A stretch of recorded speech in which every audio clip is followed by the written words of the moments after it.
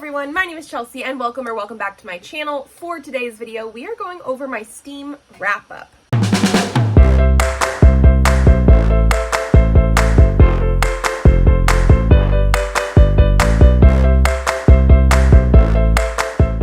So please excuse if any of the setup of this video looks weird.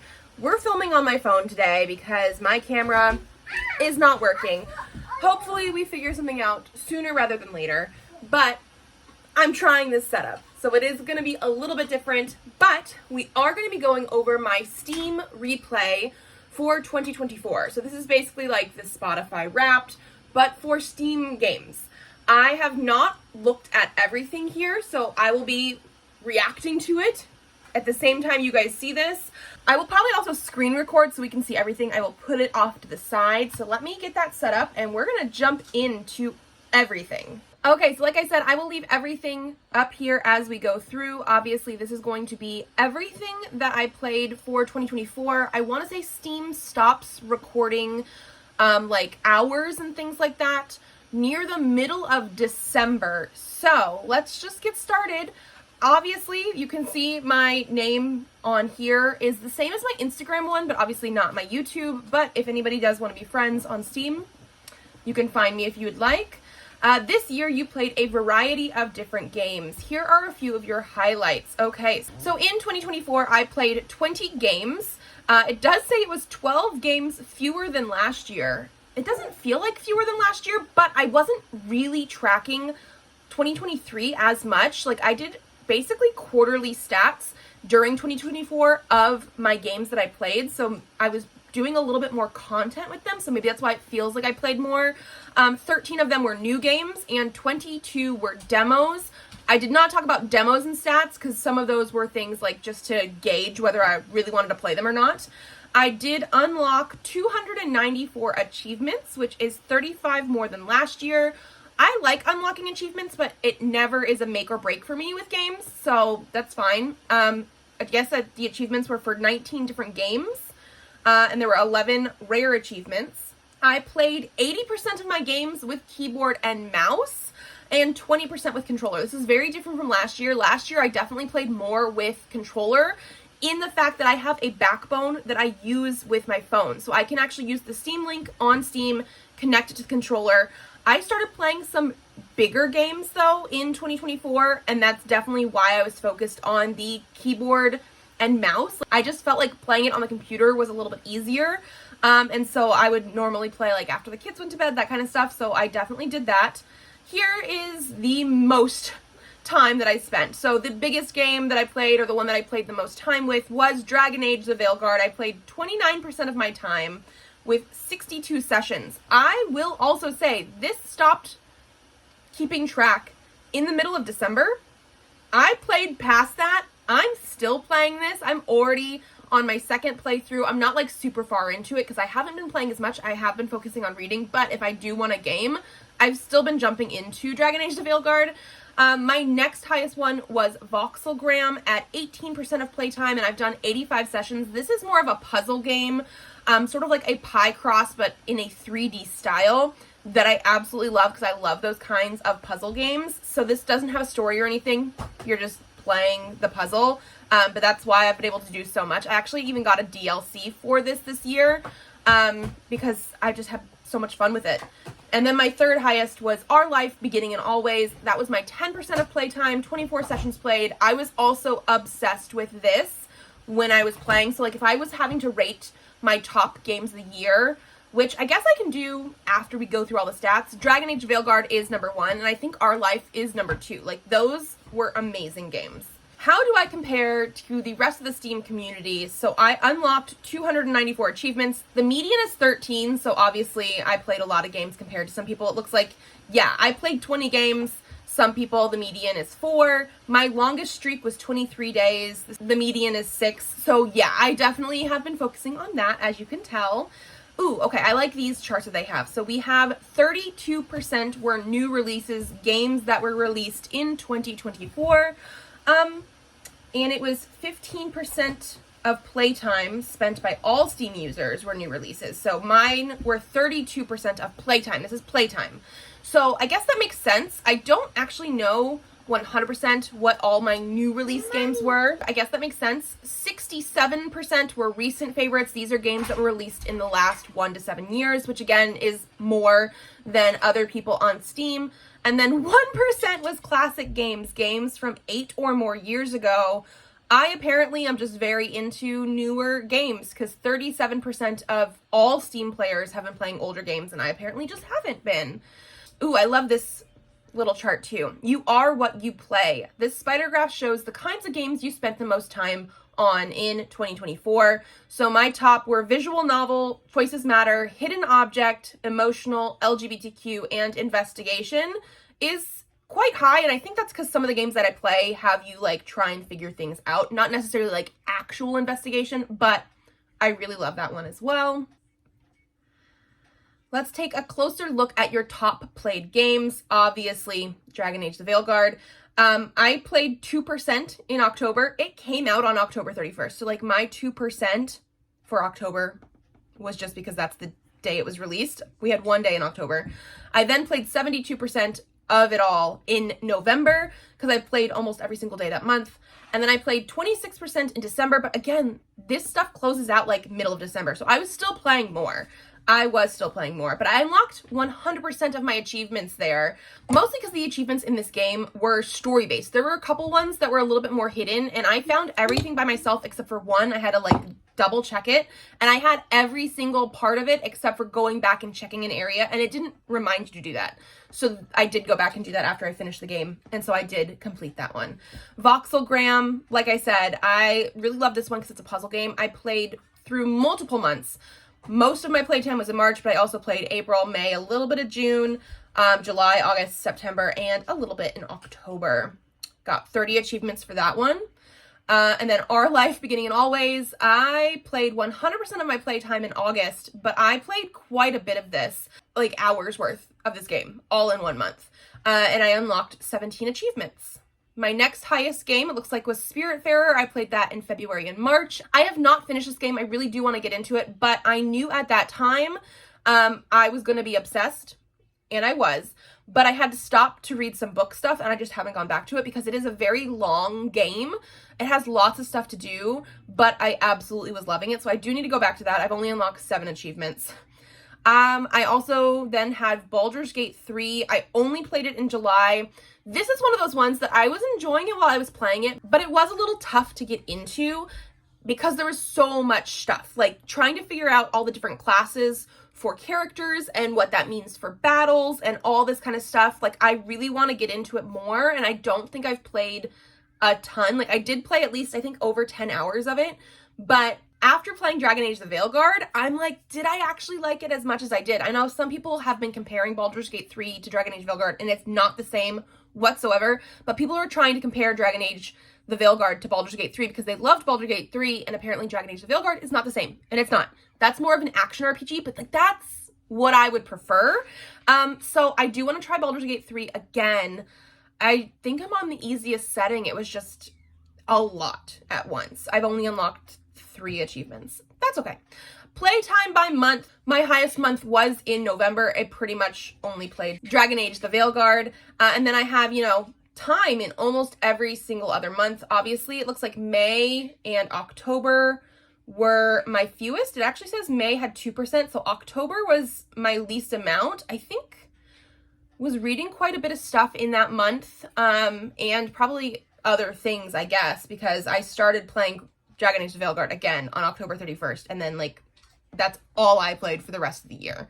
20% of my playtime was with a controller. I played 8 games on a controller: Spiritfarer, Voxelgram, Tell Me Why, which is another one of my favorite games this year, Murder by Numbers, Let's Revolution. Oh, those are just the most common ones with a controller. And then I played 21 demos.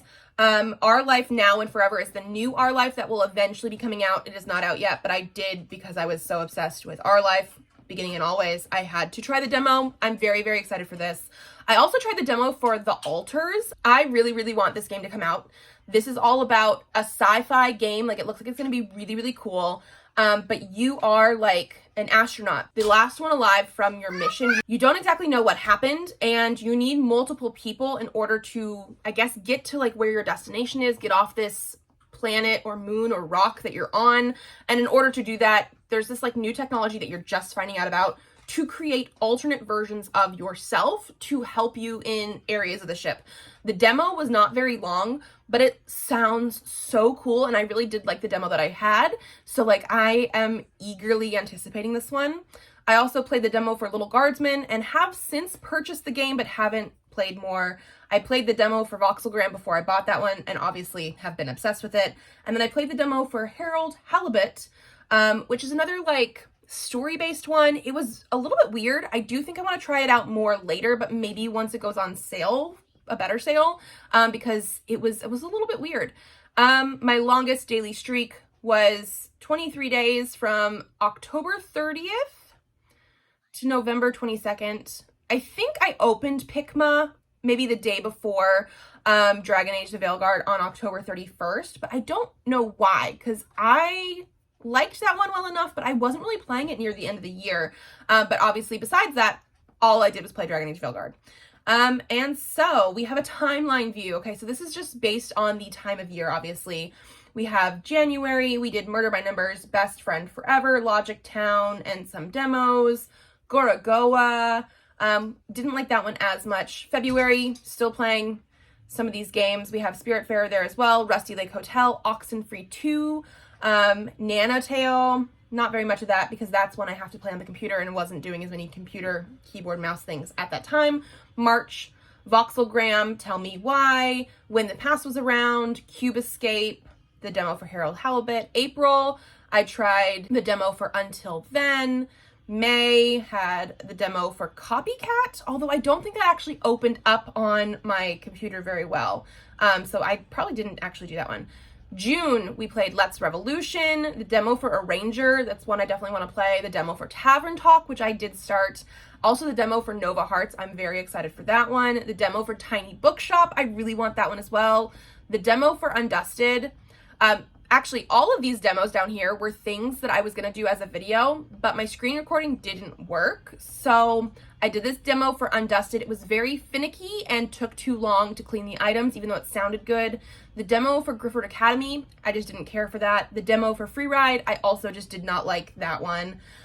July, we moved into Baldur's Gate, Pikma, A Little to the Left. Presley helped me play the entire A Little to the Left. We loved that one. August, I basically just played Our Life and then some of the demo for the other one, plus the demo for The Altars, which I loved, and the demo for Urban Jungle, which I was okay with. September, I ended up playing I Was a Teenage Exocolonist as well as Tavern Talk, still playing some of the other games as well. And then October, played Dragon Age the Veilguard, did the demo for Trash Goblin, which seems sort of interesting, tried the demo for Craft. It was not working for me. It was very finicky, so we'll see when the game eventually comes out. And then moved into November and December, only Dragon Age the Veilguard. Like, that was definitely what I had. And it looks like that was it for that demo. So, if I go back into my library, I do want to say, the last time I played Dragon Age the Veilguard was January 5th. So I'm playing it this year. But I played over 80 hours so far of Dragon Age the Veilguard, so just keep that in mind. And then I just want to like double check some of the games that I know I played a lot of. So like Our Life. Yeah, I played 25 hours of Our Life and I only played that in 1 month of the year. Absolutely love it. I got some of the DLCs recently during the winter sale that I definitely want to then go back into and play. Absolutely love that one. Voxelgram. Almost 45 hours worth of Voxelgram. And then I guess I did want to just take a look at my actual, like, what would be my best games of the year. So like I said, I always do a sort of like stats type of thing every quarter now for Steam. So I'm talking about the games that I'm playing, the games that I finished, what my ratings and stuff are for them. So I do have some stats on here that we can now talk about. I did take a compile sheet that I do for all of my book stuff that I've already fixed those up. And then I've just sort of moved it into video games now. So if we look at the games that I started per month, I had 4 games in January, 3 in February, 4 in March, 1 in April, 2 in May, 1 in June, 3 in July, 6 in August, 1 in September, 1 in October, and then I just carried that one through the rest of the year. Out of all the games that I played here in 2024, my Steam was saying I only played 20 games, but that's because Cube Escape, I played multiple things from Cube Escape and I've brought them out in my own stats into individual games. So 21 of the games that I started playing in 2024, I finished, whereas 4 of them I haven't. So actually that's pretty good. I feel like I had more unfinished games last year. So I had 26 like total games that I played. Games played per month, I do have that a little bit different than just games started per month because some of my games do take me multiple months to complete. So I played 4 different games in January, 4 in February, 5 in March, 2 in April, 4 in May, 2 in June, 4 in July, 9 in August, 4 in September, and then 1 game total for October, November, December. Again, all the same game. How I played it, again, we already double checked that with Steam, but most of them were on PC, a few were on controller, and a couple of them I went back and forth on a little bit, which is fine. And then I do track some stats here. It's not as in-depth as when I track books because some of the stuff that I track, like I track the same stuff, but in my books I sometimes want to actually state what sort of stuff we have. So like, for example, LGBTQ representation. I did track it for the games, but I didn't necessarily track if it was gay, sapphic, bi, trans, whatever. But 14 games did not have any LGBTQ representation. 3 of them were not applicable because they were purely like puzzle games that did not have characters. 7 had that representation present somewhere, and 2 of them were main characters. If the representation is a choose your own adventure style game like Dragon Age Veilguard or Baldur's Gate, where you could be whatever you want to be, I put that in present because I had other games like Tell Me Why, where the main character was a representation, trans, and then you could also be gay if you wanted to, or, you know, whatever you wanted to do that way. But that is what the main character would be. If you got to choose whether you were or not, if it was player's choice, I just had that as present. I also tracked disability representation. 12 games did not have any. 3 games, it was not part of the game, and 11 of it did have disability representation, which was great. Plus size representation, 12 games did not have any. 3 games were not applicable, and 10 games had it present. And then for person of color representation, 10 were absent, 3 were not applicable, 4 were the main character in the game, and 9 were present. So again, that's the representation of the games that I played. Now, going into star ratings, I had a 4.2 average this year, which I feel is pretty good. I have not tracked my ratings of the games previous to this year. I'm doing the same rating system as I do with books. I gave 8 games 5 stars, 2 games 4.5, 8 games 4 stars, 2 games 3.5, and 2 games 3 stars. I don't think I had anything where I was like, I hate this game, I'm not doing it, which is great. So then I guess want to talk about what my favorite games would be. And so if we go into that, I do have some games that I did not finish. So that would be including Spiritfarer, Baldur's Gate 3, Tavern Talk, and I Was a Teenage Exocolonist. So those don't actually have ratings. But the ones that I did include as 5 stars, the top game of the year for me was Dragon Age the Veilguard. I just absolutely love that one. I loved it as a Dragon Age game. I loved the lore that we got. I loved the characters. I was very emotional through a lot of it. It was just something that is like perfect for me. Like I love that one so much. The next one on this list would be Our Life Beginning and Always. This was like a dating sim, but the way that the characters are done, the way that you get to date Cove and like grow up, and you can choose whether you're friends right away or not. You can choose whether you actually have a crush and then fall in love, or if you just want to be friends, or if you just want to sort of ignore him. Everything about this one, they had lots of good LGBTQ talk and lots of good like just character development. I was obsessed. It was so good. My top 3 next one would probably be Tell Me Why, which is from the same creators of Life is Strange. I absolutely love this one. This one does follow a main character who is trans and is coming back to his town after stuff happened when he was a kid. And it's very much like a tale of siblings and friendship and like family. And I absolutely love this one again so much. And then every other game that I gave 5 stars is pretty much a puzzle game. So I'm just gonna go through them so you guys know what they are. I don't know if I'm gonna necessarily rate them, but so Logic Town was a logic puzzle. This is one of those ones where it's like, oh, person A has this type of coffee but not this type of pastry, and then you have to figure out who has what. I absolutely love that one. I love those kind of things. The next one I have here is Murder by Numbers. This is a pie cross nonogram type puzzle game that is also a choose your own adventure and having to investigate and solve crimes. Like, I absolutely loved both aspects of it. It was so good. I also had Voxelgram, which we talked about before. Again, another sort of like 3D pie cross type of puzzle, which I loved. We also have Let's Revolution, which is a battle style Minesweeper. Like, I absolutely loved that they had different characters that you can technically play as. They just have like different powers, different ways of sweeping the mines off of the board.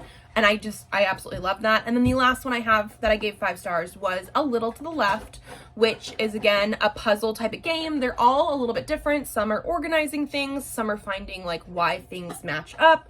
Presley really helped me play like 90% of this.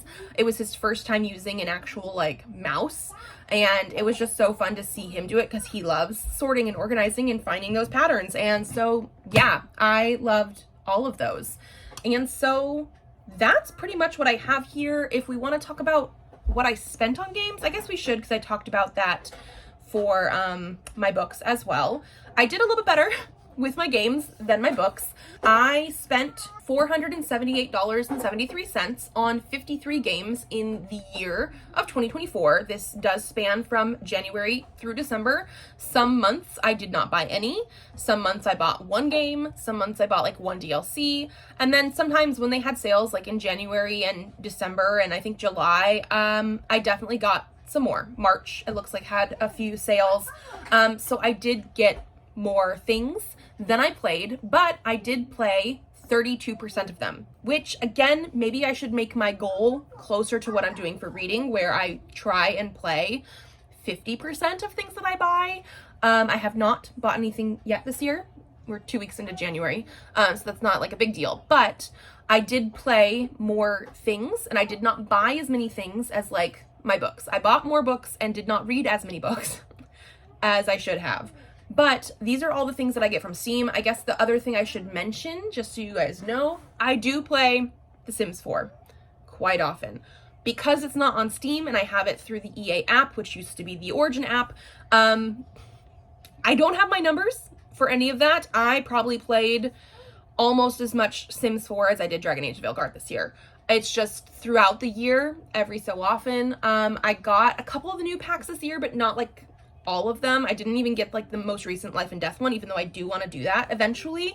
I do try to wait for them to go on some sort of sale usually. So I have played that as well. I don't have it in my numbers. It's probably one of my top 5s as well. I just absolutely love it.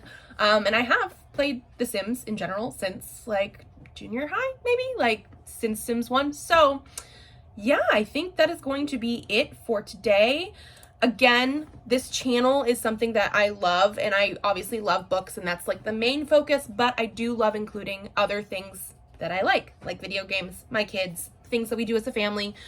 So I will be trying to do the quarterly updates again for playing games. We'll see if I can play anything more than Dragon Age the Veilguard by the end of the first quarter, just because I have a feeling I'm going to be still playing a lot of that. And so yeah, let me know if you guys like video games as well. I feel like the sphere of people liking books and people liking cozy games is very similar.